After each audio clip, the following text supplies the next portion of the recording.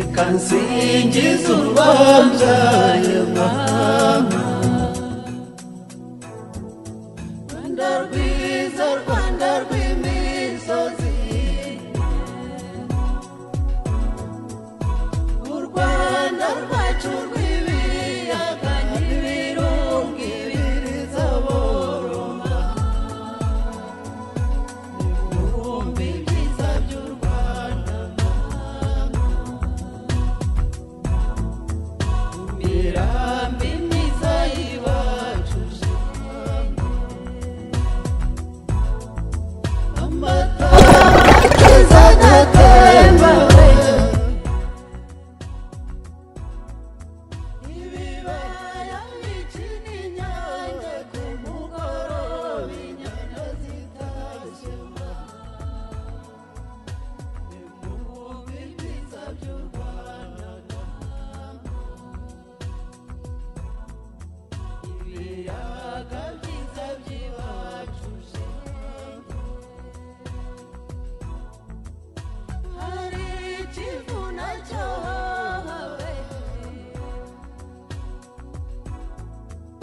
muhazi yo mu Buganza nibo banzi burera abana.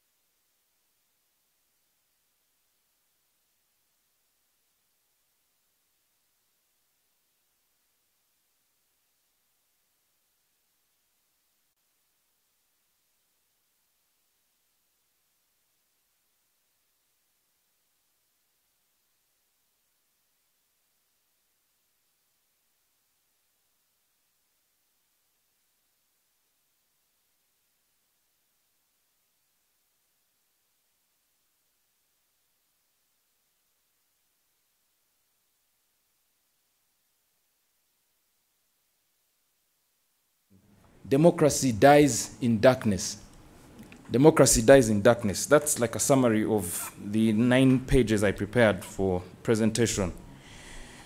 Why did I choose a title like this one? It's to say that information, the right to information, is so important because in the absence of knowing, we cannot participate, we cannot take informed decisions.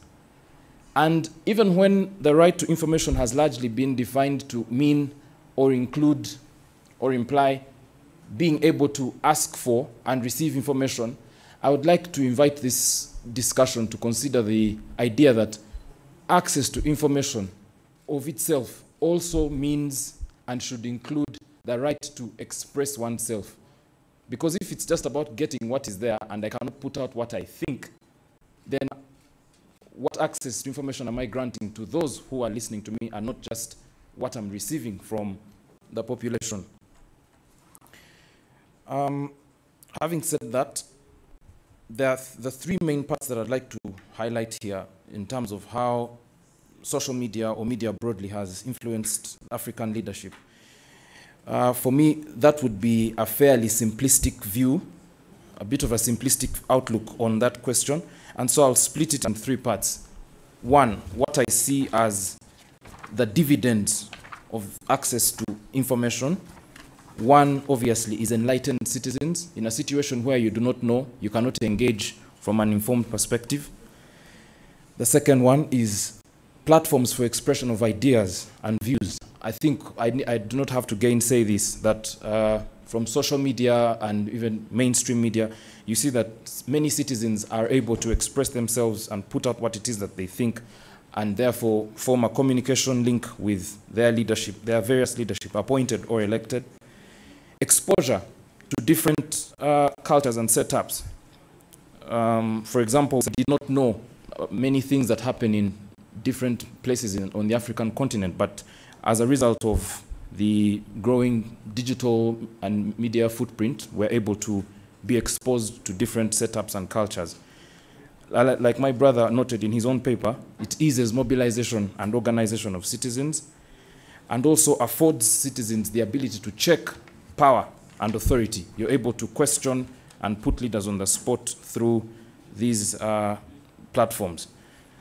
Finally, it has also created a vibrant fourth estate, that the fourth estate can play its role of informing, questioning, and keeping a spotlight on the use of power.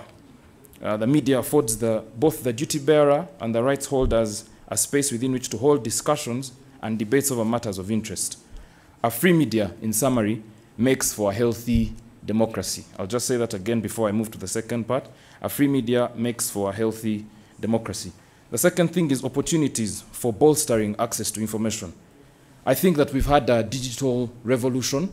By digital revolution, I mean the onset of things like platforms like Twitter, Facebook, Instagram, etc., which have enabled citizens to network and communicate in ways that weren't possible before. And then related to, but fairly different from, the first point on the digital revolution is the dawn of the smartphone. I think it's a distinct point. This is an old iPhone, so really I'm not showing off. I'm just saying that we've had a dawn of the smartphone. You have the world in your hands.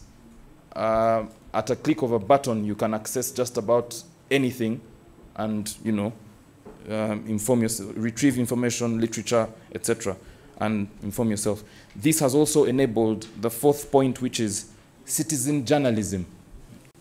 Citizen journalism, where previously writing or putting out stories was the exclusive preserve of journalists, but today, from your own platform, you can write and inform the world, educate, entertain, or even question things that are happening. I will end with threats to access of information. And these threats include the following. And one, media concentration.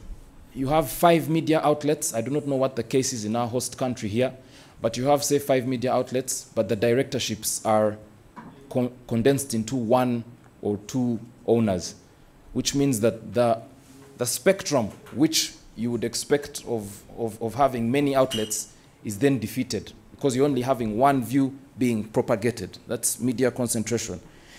State-orchestrated clampdowns and narrowed political space. Taking an example from my country, Uganda, we've had newspapers closed down and raided, printing presses shut down, journalists arrested, detained.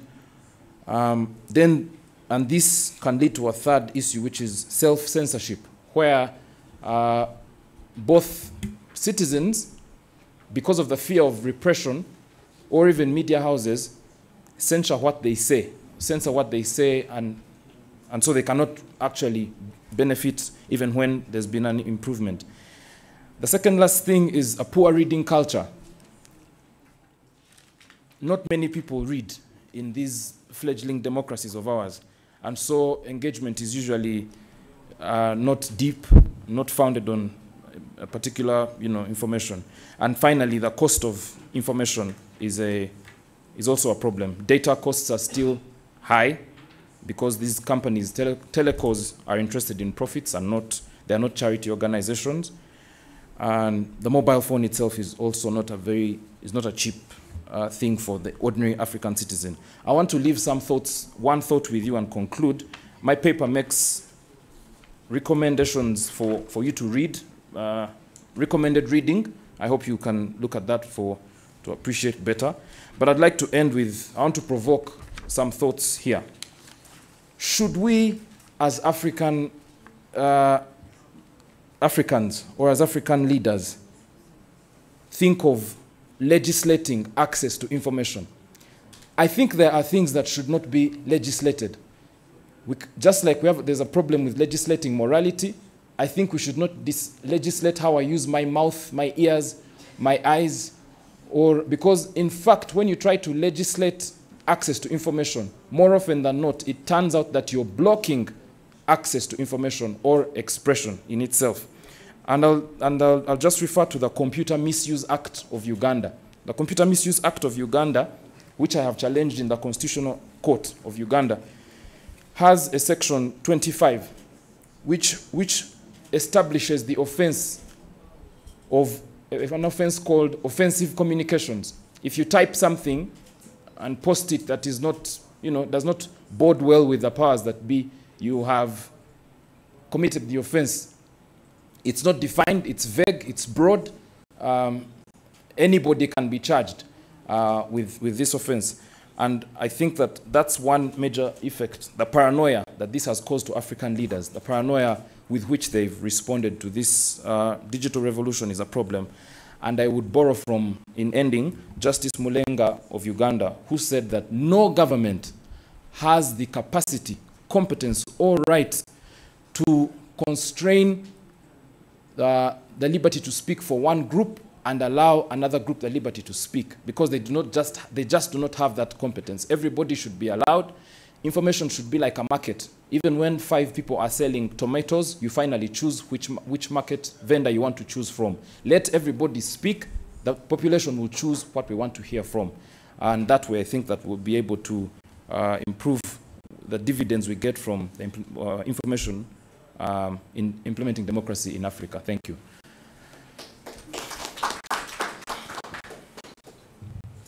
Thank you very much, Andrew. Can I invite you, Brian? You have 10 minutes.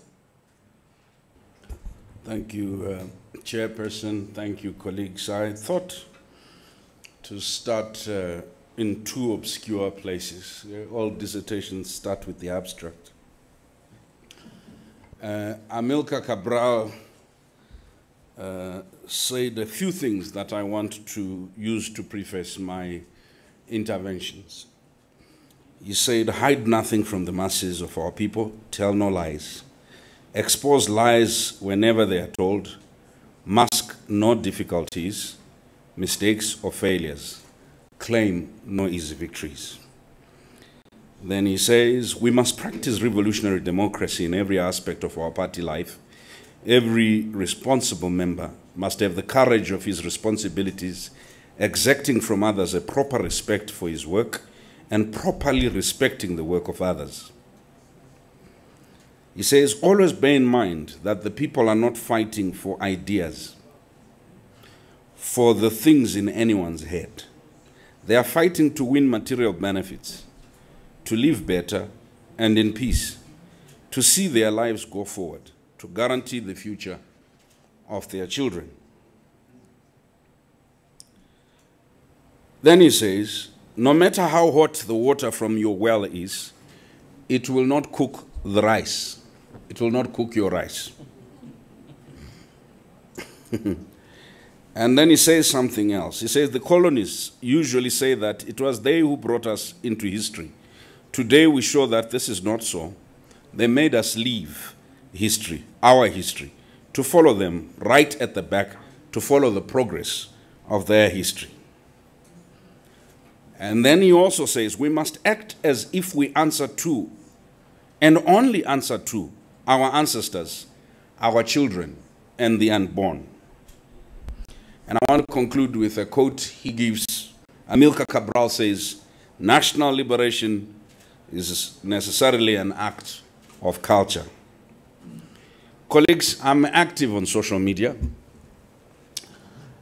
mostly on Twitter. I went off Facebook for reasons I will explain later. I used to run as a part-time job a radio station trying to get information to rural Zimbabwe. And in March 2002, it was bombed.